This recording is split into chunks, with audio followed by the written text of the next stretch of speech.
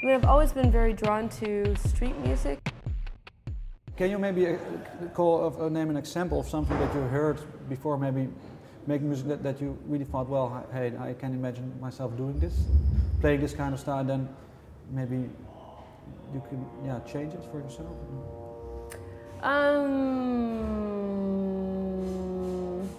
No, everyone's warming up, I'm sorry, the instruments.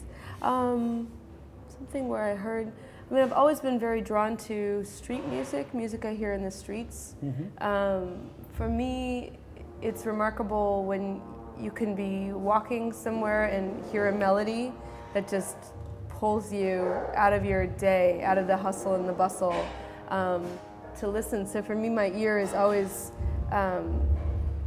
tuned to those melodies that can grab you in like a bazaar, in a bazaar type setting.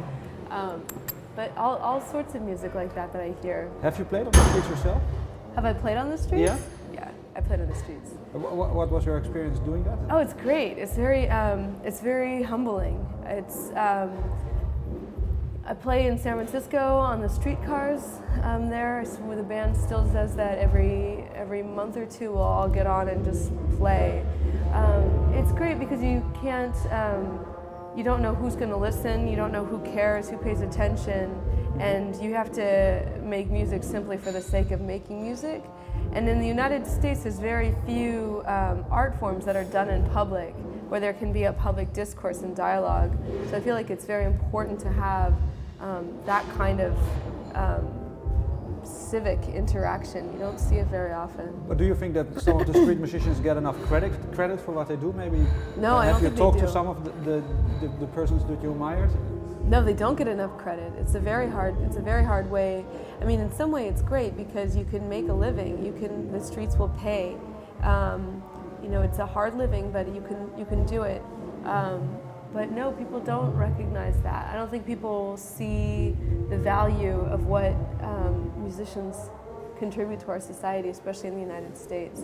They think of music as something that belongs in a concert hall or something that belongs in a rock venue where you pay, you know, $30, $40 to see somebody, instead of just like, you know, looking on your street corner. There's someone who's playing there every day.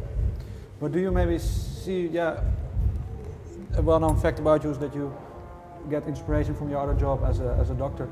Do you see maybe now that you have more attention yourself, that you can maybe bring some of these things that street musicians don't get out maybe to a bigger audience?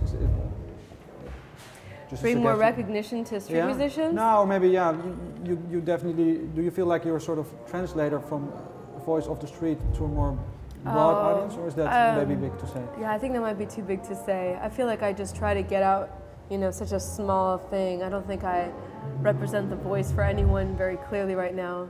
Just trying to give my own voice.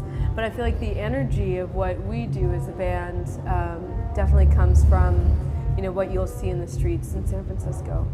So music, so to maybe round the subject a little bit, you see maybe the band, the thing is street music, so if it's going to sound... I think so, like but then in a global way. Different times, different types. I describe it like a street party you might find in a bazaar in several different countries all at once. Globalization is such a nasty word, but I think it is a global phenomenon, what I'm seeing, and when we tour around the world, you just see this thing happening in several incarnations around the world. Because you played also in Mexico and maybe some other places in the world where they have maybe less access to modern media or music maybe. Have you had any reactions maybe from more secluded cultural people to your music? Have I had reactions? Yeah, from maybe more isolated places? We played in, well, it's not so isolated, but Tijuana in Mexico. We played there a couple times along the border. It's been wonderful. We played in San Antonio, Texas. That was a place I was totally surprised by the excitement.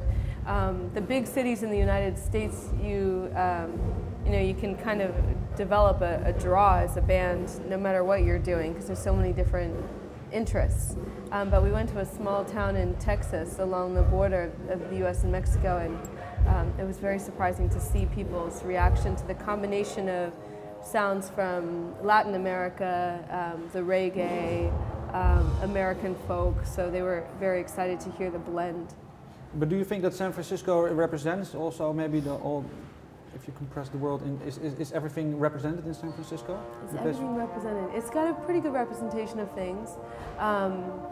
It's a very liberal city and a very politically liberal city, so I would say it doesn't represent the conservative religious folks in the world, but pretty much everyone else, I think, is pretty open.